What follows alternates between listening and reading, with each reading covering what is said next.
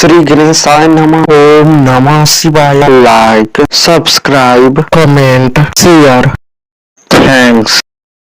Hello friends, hello guys, how are you? Welcome are your my channel now. आप सभी को मेरे तरफ से नमस्कार। नरेंद्र ऑनलाइन एकेडमी में आप सबका स्वागत है। दोस्तों, हम लोगों ने पिछले वीडियो में पार्ट ऑफ स्पीच के अन्य भागों को पढ़ चुके हैं, जान चुके हैं, जैसे में noun, pronoun, adjective, verb, adverb.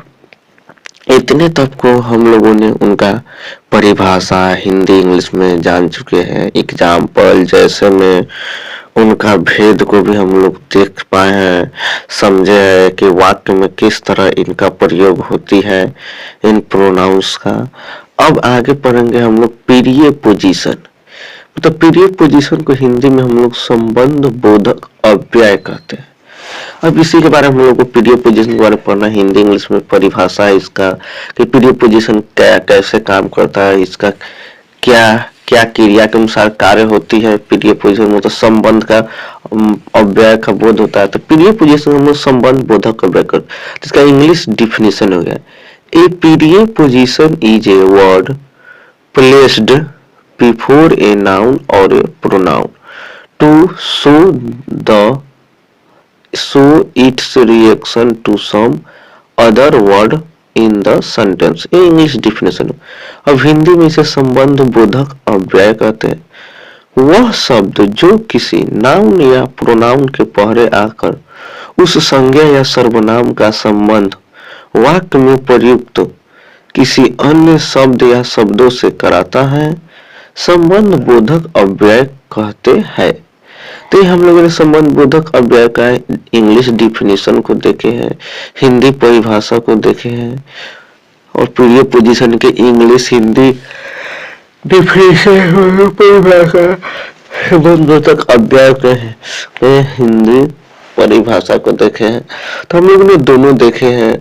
अब इसका some important period position in, into, on, at, to, with, without, of, among, between, under, over, below, near, after, before, for, of, since, from, by, behind, towards, about, etc. तो ये कुछ उनकी एक वाक्य में ये सब रहता है, तो उसे हम लोग पीरियड पोजीशन कहते हैं, जिससे संबंध का वाक्य से प्रयुक्त कराता है।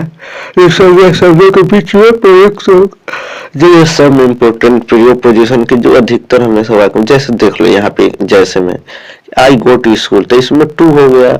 ही इज कमिंग फ्रॉम पटना, इसमें फ्रॉम हो गया। Ram and Shyam with read, इसमें विथ हो गया। नैतिक स्टैंड अप, इसमें अप हो गया। There is a cat on the table, तो ऑन मिस पर होता, अप मिस ऊपर, विथ मिस साथ, फ्रॉम मिस आने के क्रम में, टू मिस जाने के क्रम में इसका प्रयोग होता है। तो हम लोगों ने जैसे को भी देखा। तो दोस्तों, हम लोगों ने पीरियड पोजीशन के इंग्लिश डिफिनेशन को देखे, हिंदी परिभाषा को देखे, सब इम्पोर्टेंट पीरियड पोजीशन के देखे, और उसके जैसे के बारे में हम लोगों ने देख चुके हैं। तो इसे आप स्क्रीनशॉट ले सकते हैं, क्योंकि पीरियड पोजीशन बहुत अत्यधिक आवश्यक है, और आगे हम लोग पढ़ेंगे तो इसका और सारा विखंडन होती है। करेंट इंग्लिश ग्रामर में तो junior Oxford junior English grammar से हम लोग पढ़ रहे हैं अभी दोस्तों। आगे फिर पढ़ेंगे इसका बहुत बड़ा रूप है, इनका क्या कार्य है, उसके बाद ही पीरियड पोजीशन खत्म हो जाती है दोस्तों। अब अगला आता है सम इम्पोर्टेंट नोट पॉइंट।